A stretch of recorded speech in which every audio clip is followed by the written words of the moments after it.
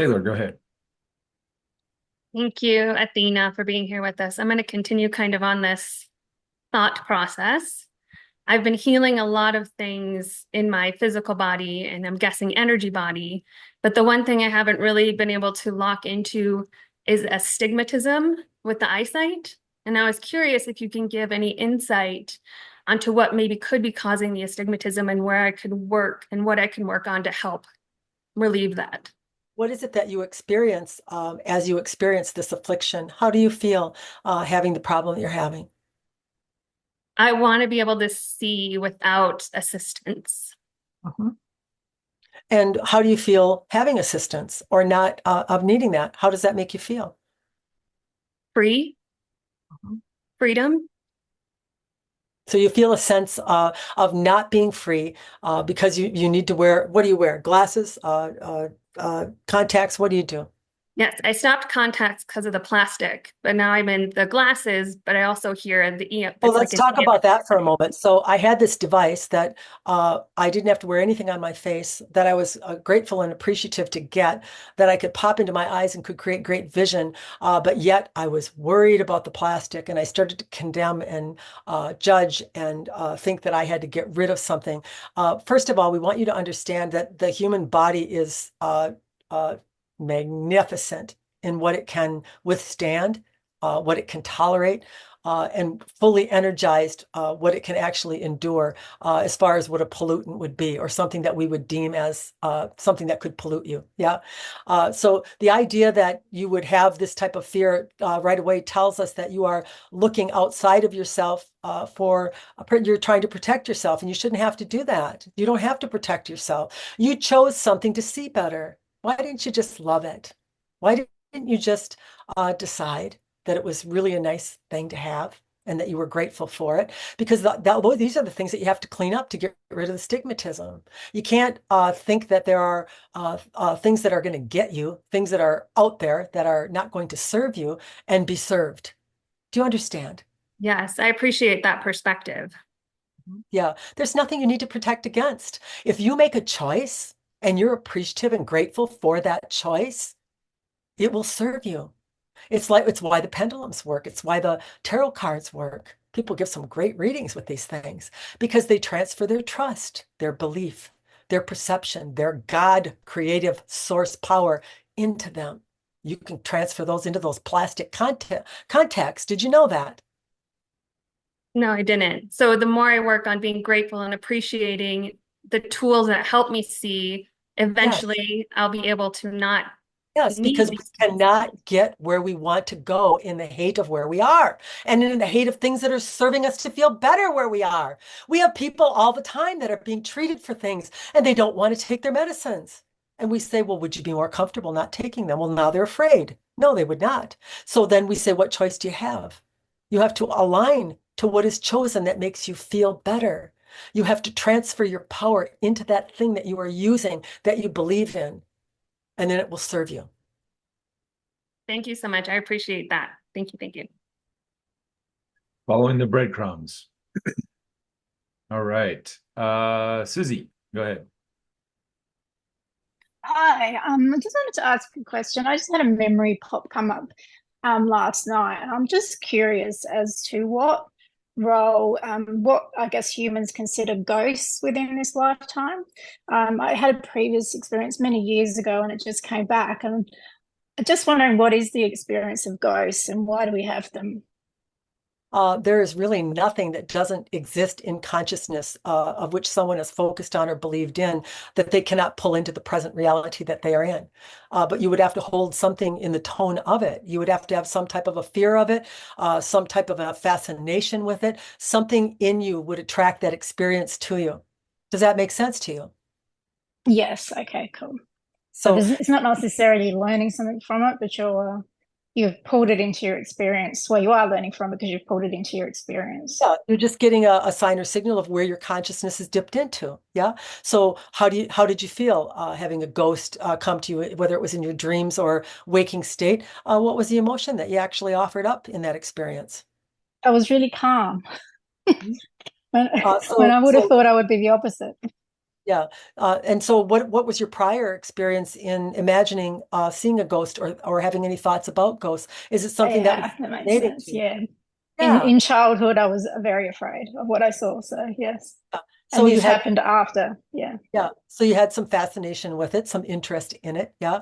And so, cheers to you that when it came to you, your consciousness was not in fear. So you have elevated your consciousness since you were a child of being afraid. And actually, that would be what the sign or signal of it was, that I was actually able to experience something that I thought would bring fear to me, and it did not. Yeah.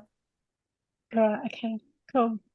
And well, I guess I'm in a sense, I'm wondering, is that I'm trying to get my human brain around this, but so I guess when we waking our consciousness up to further levels, will we see more of I guess ghost forms of people that walks the Absolutely. human life, if that makes Yes, sense? yes.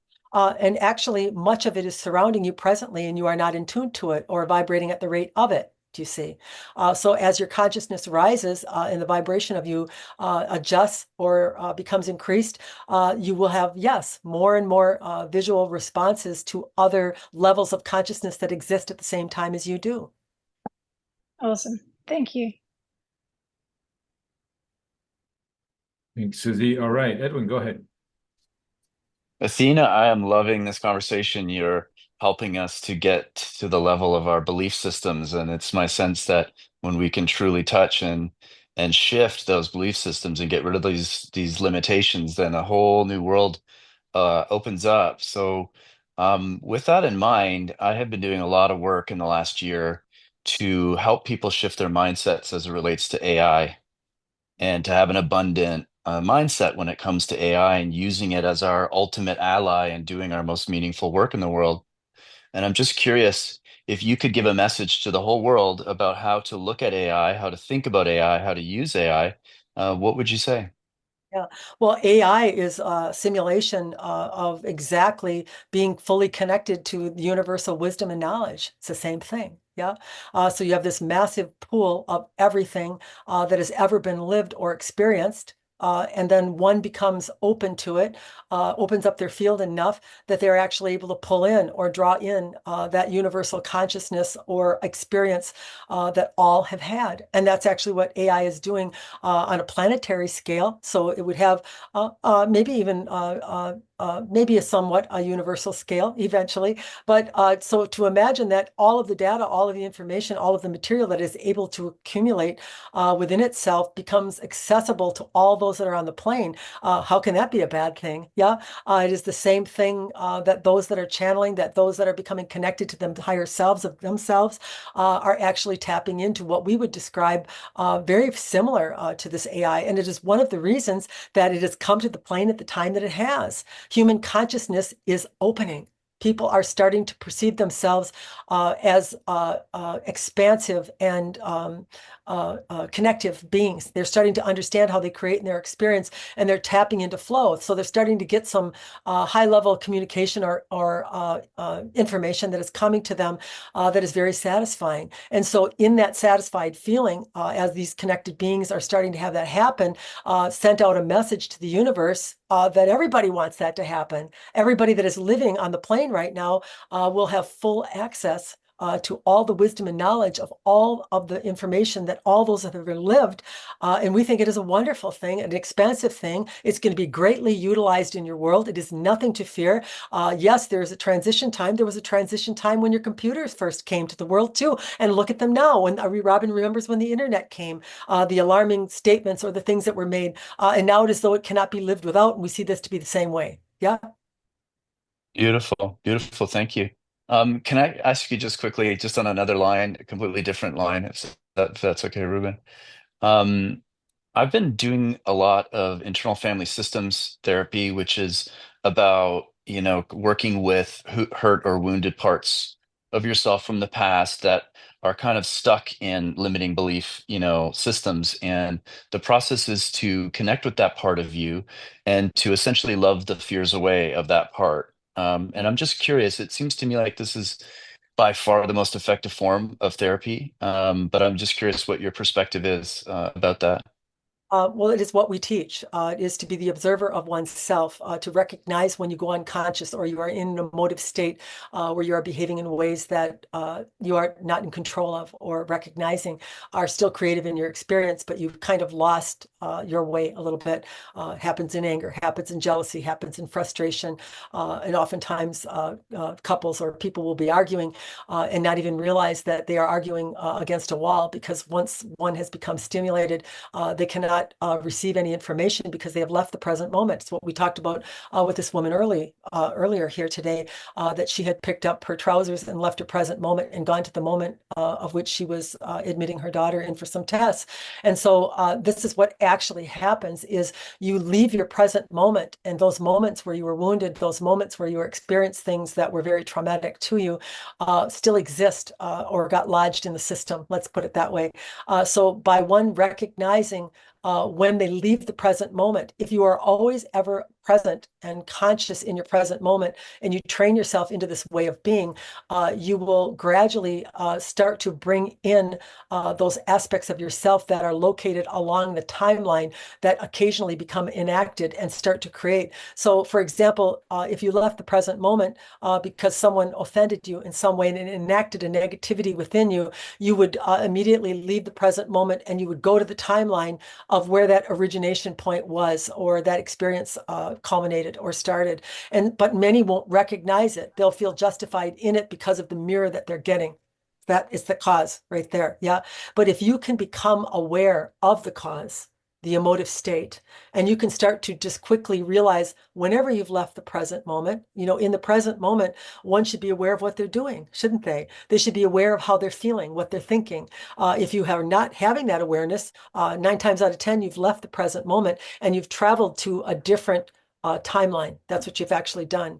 What's going on in the rise of consciousness is there is a healing taking place where people are becoming aware of the creators that they are, and therefore they are picking off these pieces of themselves that have become separated along the lines in their experience or in their lineage, and they're actually starting to collapse those timelines down into the present moment, and then creating a lot more power or ability to focus in a direction that they want to, rather than constantly hopping around on that timeline, splitting oneself off and creating different realities that are perhaps at a lower tone that they're not even aware of. Do you understand?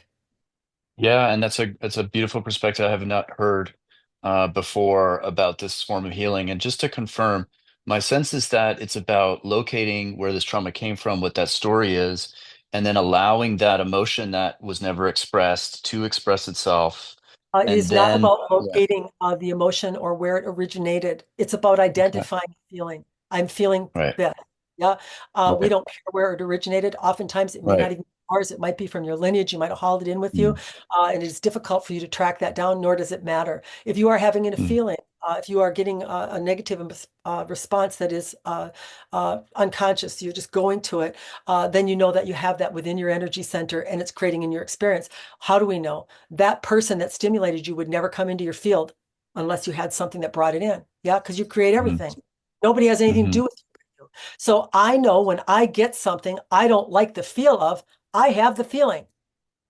Yeah. mm, And so that identification of that feeling, now I can go to myself. I might recall as a child feeling that. Sometimes we do that with clients because it is helpful for them to blame or to pin it on something. I'll pin it on my younger self. Yeah, they can kind of accept that. But we would like you to get to the point where you can just accept and trust yourself. If you feel something that doesn't feel good to you and you've got a mirrored result coming to you, you can immediately move to it's legitimate. I had this feeling in some way. I have either condemned, judged, not liked myself in it, moved to some type of self-defeating way of thinking about myself in having that feeling. And now I'm just going to open to it. I'm going to know that I was creating another reality with that signal. That's what you're actually doing. None of these are bad. We don't want you to look at them as things you're getting rid of. You could, if you were going to get rid of all the things that you thought negatively, your future would collapse, your beautiful future, the one that's in the fifth mm, dimensional reality that's been created by all these things. So we're not looking to get rid of anything. We're looking to send appreciation, gratitude, and love for the alternative reality that is created by all that we feel. And then therefore, when the human feels that kind of love coming towards itself, the high vibration of it just dissipates the negative tone that one was hanging on to. It's not the negative emotion that's the problem. It's the idea that it's good or bad or right or wrong or need to get it out of here. I don't like the feel of it that actually creates more resistance in the field. Yeah, I totally get that. Thank you so much. Thanks for letting me ask two completely different questions. I'm really appreciating this discussion.